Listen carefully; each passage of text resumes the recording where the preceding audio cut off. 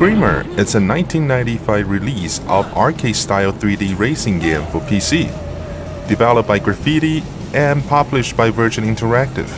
After Super Nintendo, I didn't get another console until around 2005, and 1995 was also around the time that Super Nintendo had passed its prime, and all I had was a computer.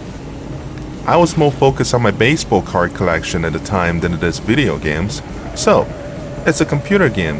This game is very advanced in my opinion, fast and high resolution compared to the DOS platform on Windows, arcade style and good control only few can compare at the time. For starters, check out this introduction, totally kick-ass.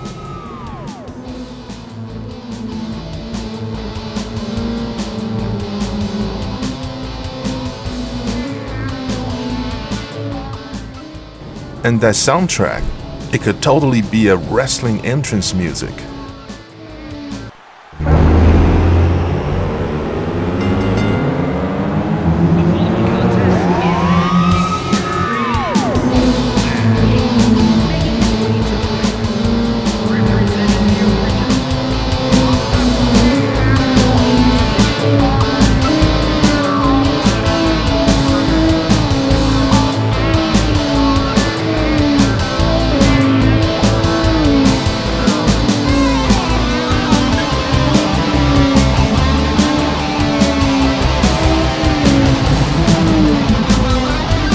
Anyways, back to the topic. Screamer have a few game modes. Normal game is a single race, and championship is for you to play a series of races, and based on the points you will win the championship and unlock extra tracks. There's a special mode which has got time attack, cone carnage, and slalom. I'm not sure how the network game works. I didn't have internet back then, but sure enough it doesn't work anymore today.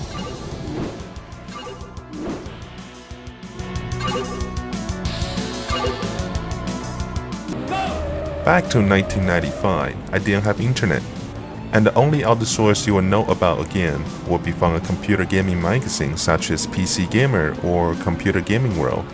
For me, it's the Chinese version that is. However, the magazine usually talks about more on the mainstream games. There wasn't very much on lesser-known titles, so I remember this one day I had some money for a video game, and I went down to the store and just browsing around. Back of this game's box interested me enough to purchase it, and I was not disappointed. Anyway, that copy was long gone. I got this copy from GOG.com, Good Old Games. I think Good Old Games needs more support. Yeah, they are very cool. Not only you get the game, and the game is prepared with DOSBox pre-configured, so you can play on most of the Windows platform. And most games have Mac version as well. Also, they usually come with other things, such as the user manual, artworks or original soundtracks. Excellent stuff. Anyway, Screamer is also pre-configured to run on DOSBox, which just as well, since I no longer have a computer that will work with Windows 98 or prior. And of course that I couldn't use these two bad boys. The DOSBox will be just fine.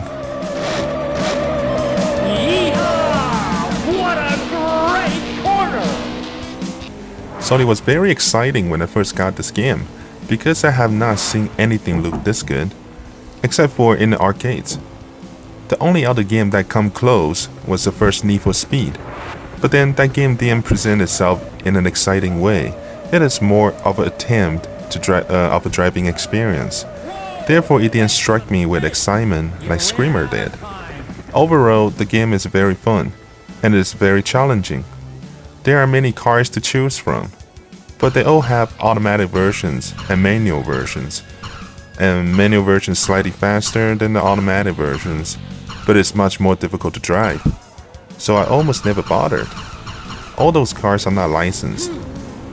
But we can all basically tell what they are anyways. So it's very cool.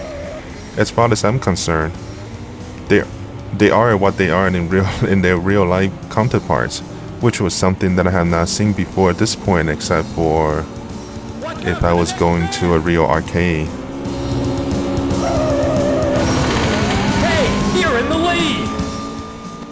I like the graphics. It is higher resolution, so the graphics not so blocky, like some of the older DOS games. The color is very vibrant, and I love the background sceneries. Everything is moving and happening, and also gives a vibe that it is an attempt to make me real-life places, even though those are not real-world tracks. But I do have resemblance to real-life places, the woods, the cities, the snows and whatnot. And when you hit the walls, you slow down dramatically, which for me at the time makes this game pretty difficult. And for that, I quickly lost interest on playing seriously, which most of the time I come into the game just to do a few races on the default 3 tracks in the arcade mode.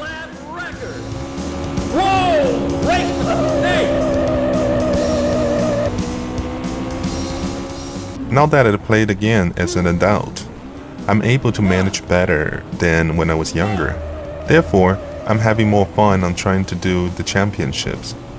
But these primitive physics still remains issue for me.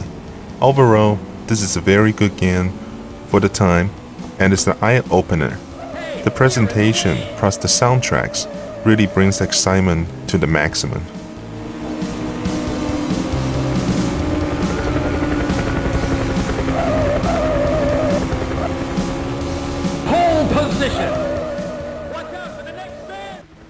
A year later, in 1996, comes Screamer 2.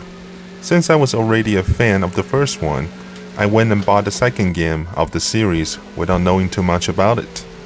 Second game is very different from the first game. For starters, the music style is very different. Screamer 2 is filled with tanuki, dance beats kind of music, which is still very good soundtrack, but just so different. The graphic now supports 3D FX, which it makes use of the mighty voodoo cards, but the graphics are pretty amazing at the time. It's too bad they take out the announcer voice though. That guy was so enthusiastic. He was great. Why'd they take it out? So the graphics are pretty amazing at the time. However, I have no idea about this, because I didn't have a voodoo card and have no idea what they are until about a year later. So I played them in the normal graphic mode, but don't let the normal graphic mode fool you. The graphic remains amazing at the time, and much smoother too.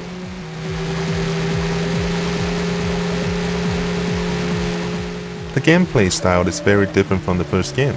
This time, you play for one of the 4 crews, which was Wasp, Zeus, Condor.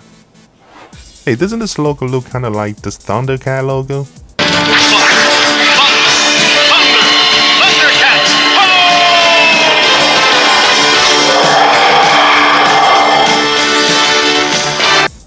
Anyways, an angel.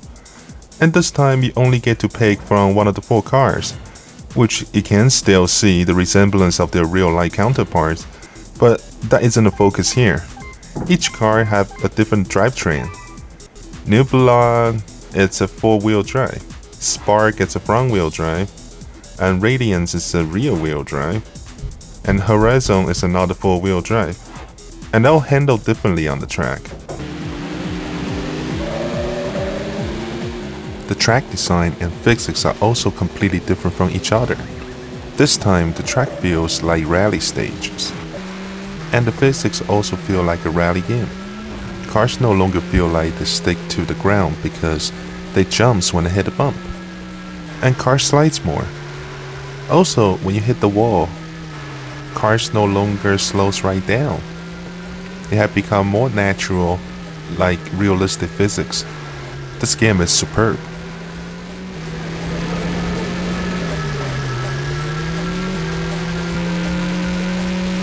This is the first time in my life that I realized the possibility for sim racing. This is the proper arcade style racing with a realistic look and feel. Screamer 1 to Screamer 2. It's like saying Daytona USA to Sega Rally Championship. Both excellent in its own right, and completes each other, making both games a must-have. I played this game so much. This was the time that I developed the skill as a true keyboard racer. Growing up, friends often asked me, How can you play racing games on your keyboard? Or why don't you buy a gamepad? Well, the gamepad for PC are pretty primitive at the time.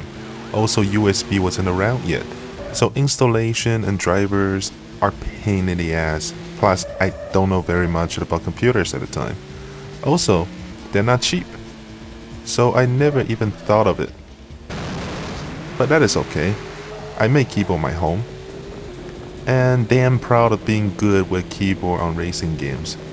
Not only that, being keyboard racer also helped me understand some things in life as well. Usually when you play a racing game on keyboard, there's only a few keys you need to worry about. You have the directional key, acceleration, brake, left and right, and you will have usually spacebar as the handbrake. And otherwise, common places will be C or V or the F keys for changing the views. There's nothing else to know. But how to use keyboard to play racing game? There's a lot of science in that. For most people playing racing game on PC, they will often go accelerate, and then when they do turn, they will just press down. And that's not the way to go. What you need to do is to do small adjustments by repeatedly tapping them. That's how it's supposed to be done. And a lot of times, people don't place their hand right. They will use two hands, or they will using one finger trying to go and think they can go fast enough. No, that's not gonna work. You should always have your middle finger for the acceleration or brake, and your other two fingers for the left and right, and have your left hand ready for the handbrake. I can also do it with my left hand as well, but that skill came from Grand Theft Auto. Now, I was just talking about how I learned something from doing this. Well, while I was playing racing game, a lot of times I would just find time, just pass time. It's a video game. So very often, I started to think when I'm doing this stuff.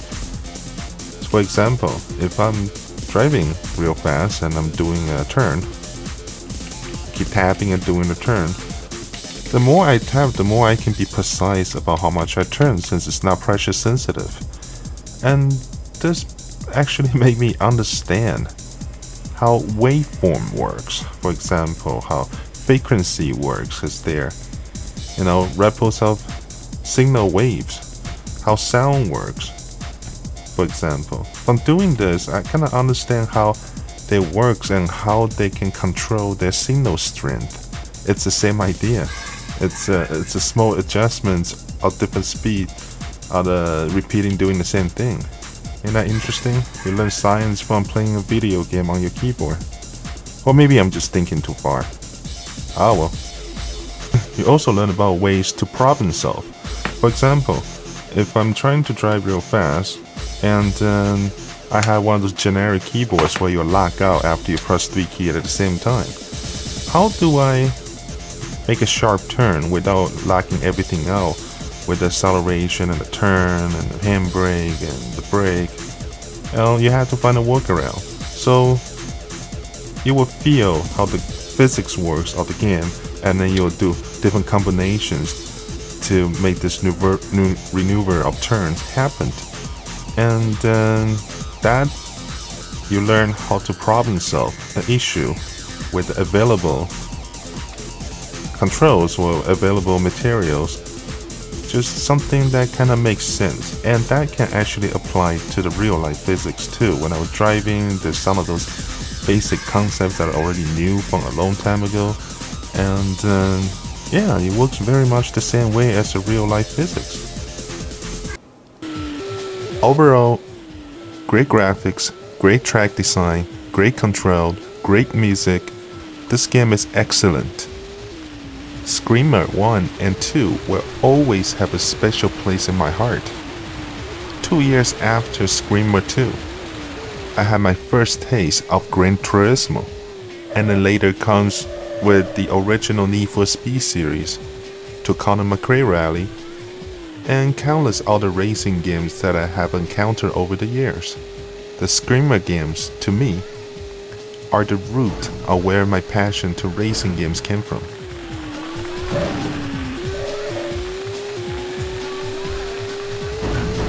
that'll be all for now. Like and subscribe.